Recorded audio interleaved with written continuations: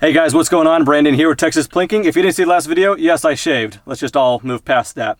Anyway, fun video today because there is a new rifle involved. So this here is one that you guys may not have heard about because I didn't until they reached out to me. But this is a BCA or Bear Creek Arsenal rifle. They're new on the scene and they're kind of hitting the market kind of abruptly, being kind of a entry-level price range, but really high featured AR-15 because as AR-15s go, there's a ton on the market. Real quickly, the reason I'm inside my truck starting this video is it's horribly windy outside, so we're still out in the range. We're still gonna do some shooting, but if I was out there talking, you guys probably wouldn't hear anything I'm saying. So for the sake of the audio, we're just gonna kind of talk about the truck, or about the gun in the truck, and then go out and shoot some. But let's go over it. So they have a couple of different options as far as lowers and uppers. They're kind of more known for their uppers and everything that you can do regarding that. This one right here specifically, this upper is a 16-inch barrel, kind of like that stainless steel look, really pretty. 16-inch 1-in-7 twist 5.56. Comes with a 15-inch free float handguard, railed on the top, key mod slots here. Really cool design, and because it's a 16-inch barrel, the muzzle brake starts right here. So if you were to put a suppressor, it kind of looks like a really cool integrated look. So want to do that, I'm just going to need another AAC muzzle brake, and that way we can just go ahead and run it, or flash hider. But be sure you're going to see this gun again very soon. It'll probably be suppressed. But for right now, it's kind of a cool combination like that. Standard AR-15 length with the 16-inch barrel with this handguard just kind of makes it look really cool. And then they also sent me out this lower, kind of just a standard lower with a mil-spec trigger. Nothing too crazy and out of this world there. But yeah, overall, really nice. Came with some different components. I guess I'll just talk on that real quickly. Everything you see that's spray painted is not mine. It's actually a buddy of mine. He's doing a M416 replication build. So we got the right components, but he bought them in black. So he asked if I could take them and kind of match the look he wanted. So he wanted like this distressed FDE look. So I took him in and did that. So I'm just throwing it on here because it makes it look a little bit prettier and just kind of running them through some use. This is the EOTech Transverse EXP S3 red dot. And then also the G33 magnifier behind it. So yeah, went ahead and spray painted it, 2tan, and then with some kind of like rags and some alcohol, 100% alcohol, used that to kind of remove some, kind of scratch it here and there to where it looks nice and used, but they're brand new optics. So just going for that look. Same with the Magpul grip and the Magpul version 2 stock with the lockdown pin. You could get all of those components on Optics Planet and save 5% using the code Texas Plinking. So go ahead and check that out. But yeah, really grateful to be partnered with Optics Planet. So if you guys support them, that'll be great help as well. The rail system on these guns also come with a quick detach sling point, which is pretty cool. Quick-ish right there. So that's really cool that at this price they're doing that. And then of course the Magpul stock already has it anyway. So just running this Magpul sling for now.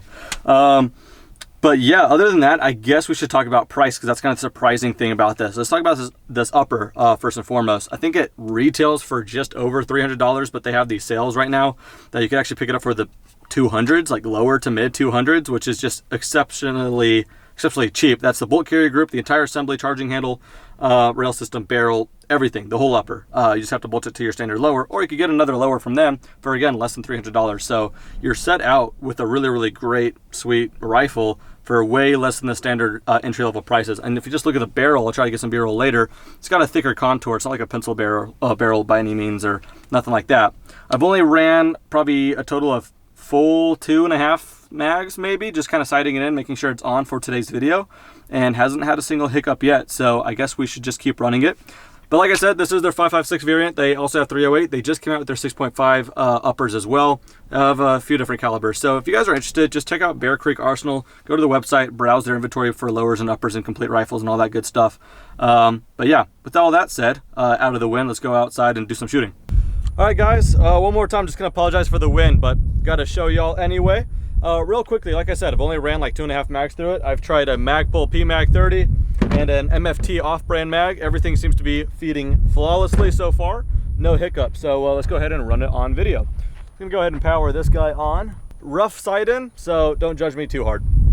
Let's go ahead and just blame it on the sight in if I miss. Let's go ahead and start with the PMag here. 30 rounds loaded up.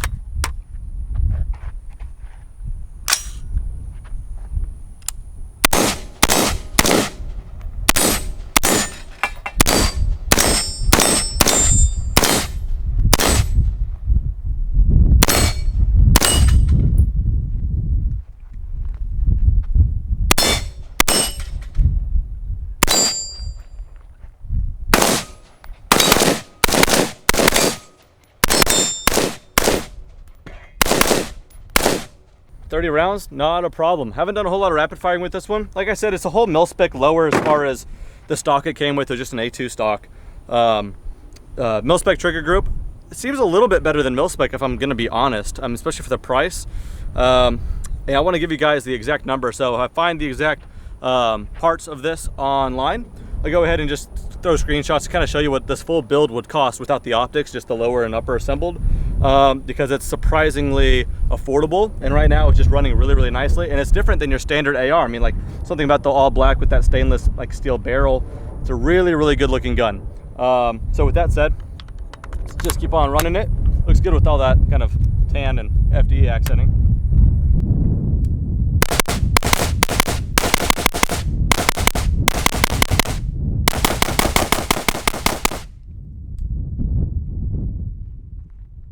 Problem free. Not bad. Let's go back there, it's windy. Let's go ahead and run a third mag through it here. Like I said, it seems to be performing really, really well. This won't be the only video I feature this gun in. Like I said, once it's suppressed, that'll be really fun, not only because it's gonna look really good, sound cool, but when a gun is suppressed, there's a lot more forces acting upon it. So it's a little bit more brutal for the gun itself. So I don't expect anything to go wrong then or now, but that's gonna be more so of a stress test. But as it goes, I mean, just plinking around, I'm really, really enjoying it right now. This isn't a review on the EOTech gear and magnifier, but if you guys are remotely considering this, really, really happy with it. You guys are probably a little frustrated you can't hear me too well, so let's go back to shooting.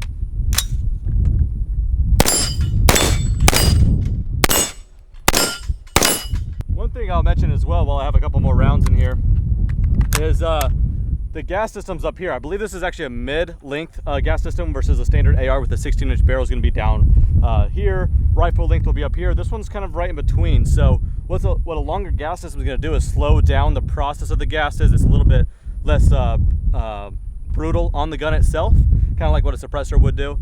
But as far as a suppressor would make it more brutal.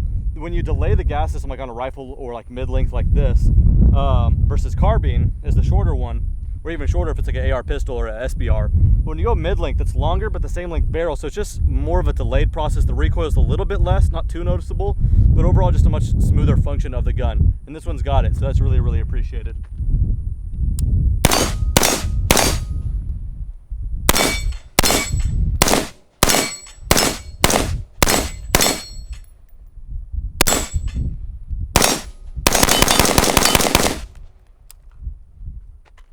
Really, really smooth actually.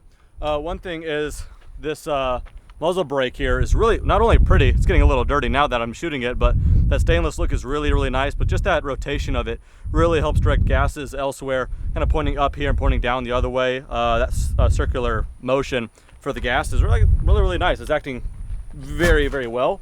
It's kind of not feeling like a 16-inch barreled AR. It's just got some other smoothness to it. Thoroughly enjoying it. Just waiting for something to go bad because right now it seems too good to be true, but really, really like it. All right, I realize we're in the middle of the field, so the wind's really gonna be picking up now, but I got one more full mag, backed it out a little bit further here, probably about 40-ish yards. Not a challenge at all for this gun and the setup in general.